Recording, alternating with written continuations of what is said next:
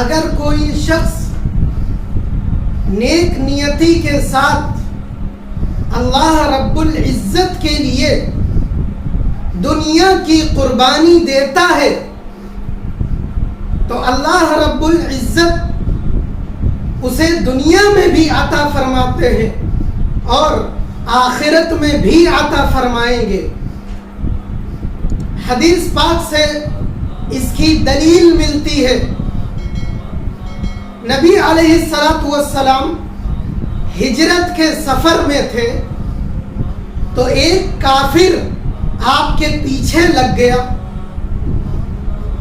اس نے آپ کا پیچھا کیا، تو جب نبی علیہ السلام کو دیکھ لیا تو آپ صلی اللہ علیہ وسلم نے دعا فرمائی، تو آپ کی دعا سے اس کے پیر زمین میں دھس گئے۔ اس شخص کا نام سراقہ تھا۔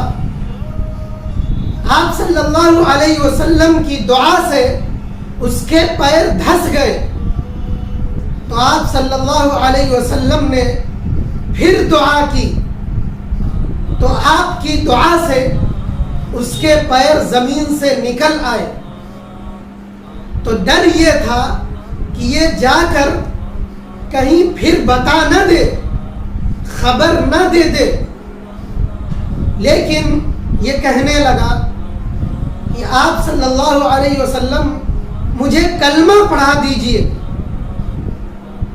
تو نبی علیہ السلام نے اسے کلمہ پڑھا دیا، لیکن آپ صلی اللہ علیہ وسلم نے پہلے ہی بشارت دے دی تھی کہ اے سراقہ، میں دیکھ رہا ہوں اللہ رب العزت نے تمہارے ہاتھوں میں، تمہارے بازوؤں میں کسرا کے کنگن عطا فرما دیے ہیں۔ یہ تو آئے تھے نبی علیہ السلام کی مخبری کرنے،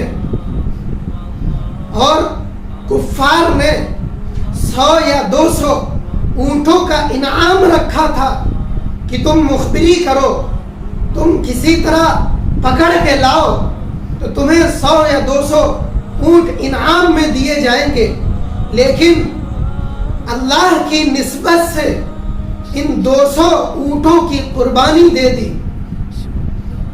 کہنے لگے کہ اس دنیاوی فائدے کے لیے میں ان 200 اونٹوں کو قربان کرتا ہوں اور میں جا کر کافروں کو بتاؤں گا بھی نہیں۔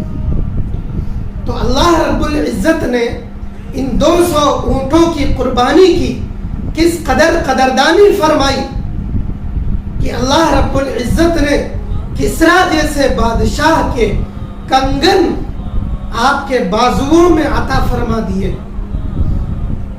تو میرے عزیزوں، اللہ رب العزت کے لیے جو شخص دنیا کی قربانی دیتا ہے تو اللہ رب العزت اسے محروم نہیں فرماتے، بلکہ دنیا کو کئی گنا کر کے اس کے قدموں میں ڈال دیتے ہیں۔